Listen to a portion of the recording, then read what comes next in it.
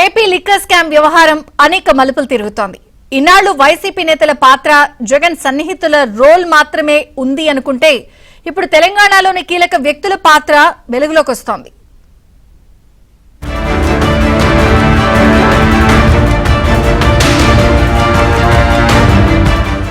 AP liquor scam లో మరో పేరు బయటకొచ్చింది. తెలంగాణలో ఫోన్ ట్యాపింగ్ వ్యవహారంలో కీలకంగా వ్యవహరించిన శ్రవణరావు ఇప్పుడు ఏపీ లిక్కర్ స్కామ్ విచారణ ఎదుర్కొంటున్నారు. ఈ స్కామ్ లో అరెస్ట్ చేసిన నిందితుల్ని విచారించిన సిట్ వారి ద్వారా కొంత సమాచారం రాబట్టింది.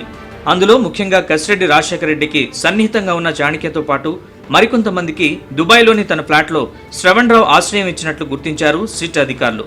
విచారణకు రావాలంటూ ఆయనకు నోటీసులు జారీ చేయడంతో గురువారం విజయవాడలో విచారణకొచ్చారు శ్రవణరావు. అసలు దుబాయ్కు వారంతా ఎలా వచ్చారు, ఎవరు చెబితే మీ అపార్ట్మెంట్లో ఉంచారంటూ శ్రవణరావుకు ప్రశ్నలు సంధించింది సిట్.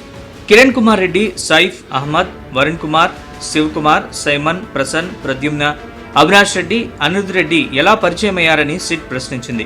వీరంతా ఓ స్నేహితుడి ద్వారా పరిచయమని శ్రవణరావు చెప్పగా ఆశ్రయం ఎందుకు కల్పించారో చెప్పాలని సిట్ ప్రశ్నించింది. దీనికి శ్రవణ్ సైలెంట్ అయినట్లు సమాచారం. వాళ్లు లిక్కర్ కేసులో నిందితులని తెలుసా అంటూ శ్రవణరావుని అడగ్గా తనకు తెలియదని చెప్పారు. అయితే మరి ఎవరి కోసం, ఎందుకోసం ఆశ్రయం కల్పించారని క్వశ్చన్ చేయగా సమాధానాలు దాటవేసినట్లు తెలుస్తోంది.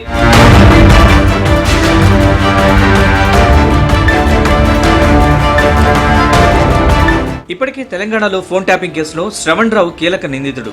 మద్యం కుంభకోణం కేసులో సాక్షి మాత్రమేనా, నిందితుడా అనేది తేలాల్సి ఉంది.